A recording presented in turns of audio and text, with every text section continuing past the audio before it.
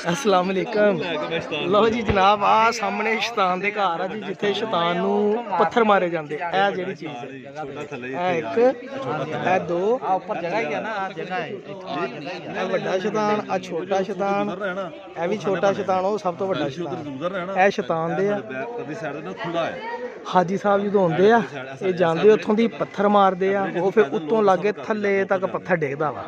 ਇਹ ਸ਼ੈਤਾਨ ਦੀ ਉਹ ਜਗ੍ਹਾ ਵਾ ਜਿੱਥੇ ਪੱਥਰ ਮਾਰੇ ਜਾਂਦੇ ਆ। ਕਦੀ ਕਿਸੇ ਜ਼ਮਾਨੇ 'ਚ ਕੋਈ ਇੰਨੇ ਬੰਦੇ ਮਰ ਗਿਆ ਵਾ, ਇੰਨੇ ਬੰਦੇ ਮਰ ਗਿਆ ਵਾ। ਉਹ ਫਿਰ ਬ੍ਰਿਜ ਬਣਾਇਆ ਸੀ ਉਹਨਾਂ ਨੇ, ਫਿਰ ਉਹਨਾਂ ਇੱਕ ਬ੍ਰਿਜ ਬਣਾਇਆ, ਫਿਰ ਦੂਸਰਾ ਤੇ ਇਹ ਜਿਹੜੇ ਜਨਾਬ ਇਹ ਮਕਾਮ ਉਹ ਜਗ੍ਹਾ ਜੇ ਖੈਮੇ ਬਣੇ ਜਿਨ੍ਹਾਂ ਦੇ ਵਿੱਚ ਹਾਜੀ ਆ ਕੇ ਆਰਾਮ ਫਰਮਾਉਂਦੇ ਨੇ ਹਜ ਦੇ ਦਿਨਾਂ ਦੇ ਵਿੱਚ। ਥੱਲੇ ਜਿਹੜਾ ਨਾ ਏਸੀ ਲੱਗੇ ਬੰਦੇ ਜਾਂਦੇ ਹੁੰਦੀ ਆ। ਹਾਂਜੀ ਇਹ ਵਾ ਜੀ ਸ਼ੈਤਾਨ ਇਸ ਟਾਈਮ ਰੈਸਟ ਮਾਰ ਰਿਹਾ ਵਾ, ਉਹਨੂੰ ਪਤਾ ਵਾ ਵੀ ਹੁਣ ਮੇਰੀ ਮੌਜ ਆ, ਹੁਣ ਉਹਨੇ ਕਬਜ਼ੇ 'ਚ ਕੀਤੇ ਆਪਣੇ ਲੋਕ ਸਾਰੇ, ਵਾਪਸ ਹੀ ਨਹੀਂ ਆ ਸਕਦੇ। ਠੀਕ ਹੈ ਜੀ। ਇਹ ਜੀ ਕਬੂਤਰ ਆ ਜੀ ਮੱਕੇ ਦੇ। ਵੀਡੀਓ ਬਣੀ ਹੁੰਦੀ ਜੇ ਜੁੱਤੀਆਂ ਪੈ ਰਹੀਆਂ ਜੀ, ਬੰਦੇ ਜੁੱਤੀਆਂ ਲਾ ਕੇ ਮਾਰ ਉਹ ਸਮਝ ਜਾਣ ਕੇ ਜੁੱਤੀ ਮੇਰੇ ਕੋਲ 500-600 ਫੁੱਟ ਲੰਬਾ ਜਿੱਤੇ ਉੱਤੇ ਹੋਣਾ, 500-600 ਫੁੱਟ ਦੀ ਲੰਬਾਈ ਤੇ ਆ ਜਨਾਬ ਜ਼ਮੀਨ। ਸੁਣਨੀ ਨਾ ਵਿੱਚ ਇਹਦੇ ਉਹ ਸਿੱਧੀ ਜਾ ਥੱਲੇ ਜ਼ਮੀਨ ਦੇ ਉੱਤੇ ਵਜਣੀ, ਉਹ ਜ਼ਮੀਨ ਦੇ ਉੱਤੇ ਵੇ ਇਹ ਮਰਨਾ ਹੁੰਦਾ ਨਾ।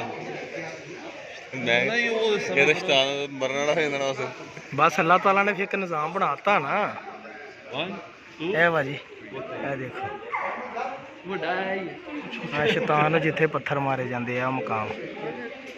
ਇਹ ਕਹਿੰਦੇ ਨਾ ਬੜੇ ਸ਼ੈਤਾਨ ਤੁਮ ਹੋ।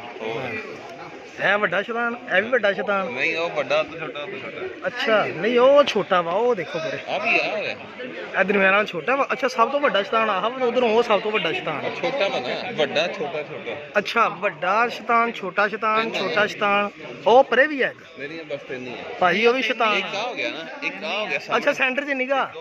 ਅੱਛਾ ਅੱਛਾ ਉਹ ਖਾਲੀ ਹੈ ਜੀ। ਤਿੰਨ ਸ਼ੈਤਾਨ ਆ ਜੀ, ਇੱਕ ਦੋ ਆ ਸੈਂਟਰ ਵਾਲਾ ਨਿਗਾ, ਉਹ ਤੀਸਰਾ ਸ਼ੈਤਾਨ ਆ ਗਿਆ। ਇਹ ਸ਼ੈਤਾਨਾਂ ਨੂੰ ਕੈਂਕਰੀਆਂ ਮਾਰੀ ਜਾਂਦੇ। ਬਹੁਤ ਸ਼ੁਕਰੀਆ।